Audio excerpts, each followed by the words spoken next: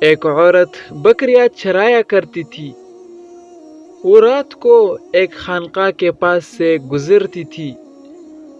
اس خانقاہ میں ایک راہب دن رات اللہ تعالیٰ کی عبادت کیا کرتا تھا۔ ہر دن گزرنے کی وجہ سے ان دونوں کی دوستی ہو گئی۔ ایک دفعہ شیطان کے کہنے پر راہب نے اس عورت سے زنا کیا، جس سے اس عورت کو حمل ٹھہر گیا۔ اس کے بعد دونوں پریشان ہوئے، خصوصاً راہب کو بہت زیادہ پریشانی ہوئی کہ اب کیا کیا جائے۔ چنانچہ شیطان نے اس راہب کے دل میں وسوسہ ڈالا کہ اس طرح تمہاری بدنامی ہوگی، لہذا تو اس عورت کو قتل کر دے۔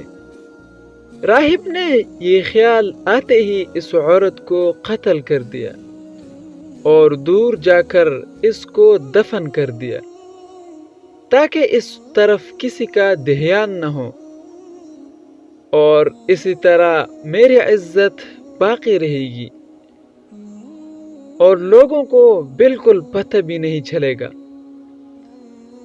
لیکن رات کو وہی شیطان ان کے بھائیوں کے خواب میں آیا اور ان کو سارے حالات بتلا دیے اور جگہ بھی دکھا دی کہ ان کی بہن کہاں دفن ہے۔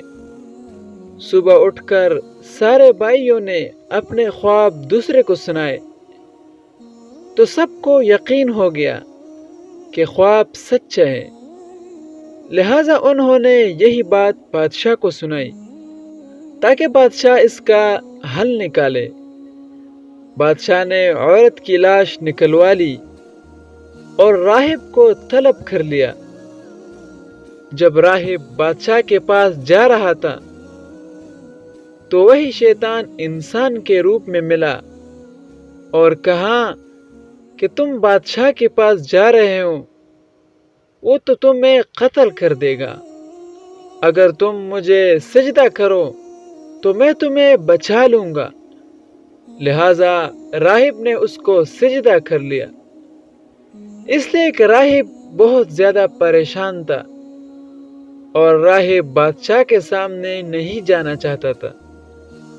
جب راہب پوری طرح ایمان سے فارغ ہو گیا، اس لیے کہ سجدے کا حکم صرف اللہ کے سامنے ہے، اللہ کے سوا کسی کو سجدہ کرنے کی اجازت نہیں ہے، تو سجدہ کرنے کی وجہ سے راہب ایمان سے بالکل فارغ ہو گیا۔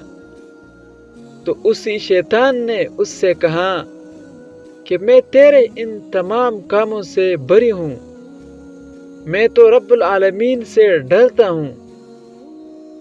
بادشاہ نے راہب کو قتل کر دیا۔ اس طرح راہب سے دنیا بھی گئی اور آخرت بھی گئی۔